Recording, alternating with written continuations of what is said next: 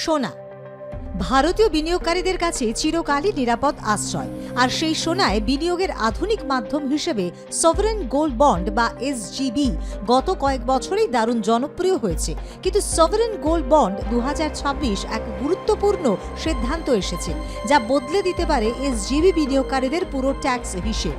এতদিন ধরে যেটা মনে হচ্ছিল যে এসজিবি মেয়াদ শেষে সম্পূর্ণ ট্যাক্স ফ্রি, সেই ধারণাতেই এবার বড় পরিবর্তন আনল সরকার।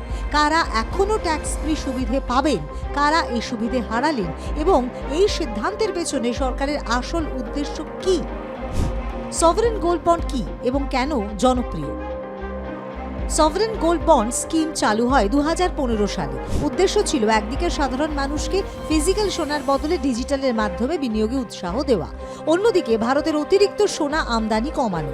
এসজিবির বড় আকর্ষণ ছিল তিনটি: সোনার দামের সঙ্গে যুক্ত রিটার্ন, বছরে 2.5% সুদ, আর সবচেয়ে বড় কথা মেয়াদ শেষে capital gain tax free.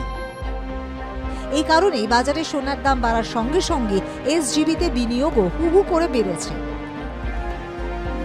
Budget 2026-এ কি পরিবর্তন আনবে?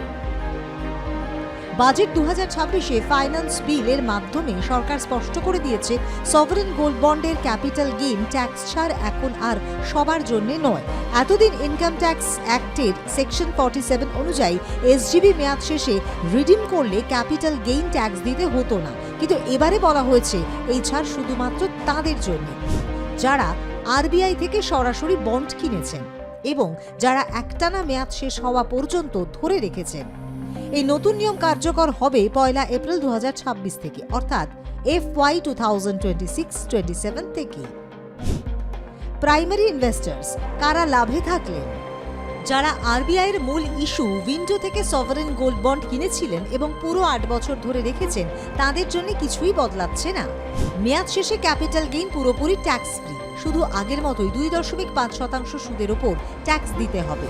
সহজ ভাষায় বললে ট্যাক্স ফ্রি অন ম্যাচিউরিটি প্রতিশ্রুতি এখনো বেঁচে আছে, কিন্তু শুধুমাত্র লং টার্ম প্রাইমারি ইনভেস্টরদের জন্য। সেকেন্ডারি মার্কেট বায়ার্স কারা ক্ষতিগ্রস্ত? সবচেয়ে বড় ধাক্কা খেয়েছেন যারা স্টক এক্সচেঞ্জ থেকে এসজিবি কিনেছেন। অনেক বিনিয়োগকারী জেরোধা, গ্রো এর মতো প্ল্যাটফর্ম ব্যবহার করে ডিসকাউন্টে এসজিবি কিনতেন আর ভাবতেন মেয়াদ শেষে ট্যাক্স ফ্রি লাভ পাবেন।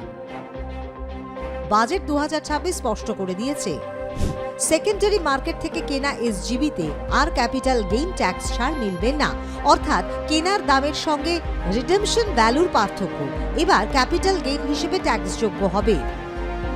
এমনকি যারা প্রথমে সাবস্ক্রাইব করেছিলেন কিন্তু মাঝপথে বিক্রি করেছেন, তারাও এই ছাড় পাবেন না। সরকারের উদ্দেশ্য কি? প্রশ্ন উঠছে সরকার কেন এমন সিদ্ধান্ত নিল? সরকারের যুক্তি পরিষ্কার, এসজিবি স্কিম তৈরি হয়েছিল লং টার্ম বিনিয়োগের জন্য, শর্ট টার্ম ট্রেডিং বা ট্যাক্স অর্বিট্রাজের জন্য নয়। কিন্তু বাস্তবে দেখা যাচ্ছিল অনেকে সস্তায় এসজিবি কিনে মেয়াদ শেষে ট্যাক্স ফ্রি লাভ তুলছিলেন।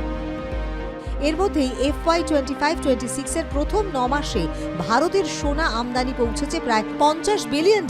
এই পরিস্থিতিতে সরকার চাইছে প্রকৃত লং টার্ম বিনিয়োগকারীদের পুরস্কৃত করতে আর ট্যাক্স আরবিট্রাজ বন্ধ করতে। ক্লারিফিকেশন নাকি নিয়ম বদল? সরকার বলছে এটি নাকি নতুন কর নয়, বরং আগের নিয়মের একটি স্পষ্ট ব্যাখ্যা। 2022 সালেও অর্থনৈতিক বিষয়ক দফতর ইঙ্গিত দিয়েছিল ট্রান্সফারের মাধ্যমে পাওয়া এসজিবিতে এই ছাড় প্রযোজ্য নয়। তবুও বাস্তবে বহু সাধারণ বিনিয়োগকারী ধরে নিয়েছিলেন মেয়াদ শেষে যে কোনো এসজিবি ট্যাক্স ফ্রি।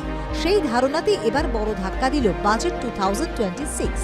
সব মিলিয়ে বলা যায় বাজেট 2026 সভারেন গোল্ড বন্ডের ট্যাক্স হিসেব পুরোপুরি বদলে দিল। এসজিবি এখনো ভালো বিনিয়োগ, কিন্তু শুধুমাত্র তাদের জন্য যারা সরাসরি আরবিআই থেকে কিনে লং টার্মে ধরে রাখতে চান। সেকেন্ডারি মার্কেট থেকে কেনার আগে এখন অবশ্যই ক্যাপিটাল গেইন ট্যাক্স হিসেবে করে নিতে হবে। সরকারের বার্তা স্পষ্ট, লং টার্ম বিনিয়োগকে পুরস্কৃত করা হবে, ট্যাক্স ফ্রি ট্রেডিং নয়। ব্যুরো রিপোর্ট, আর প্লাস নিউজ।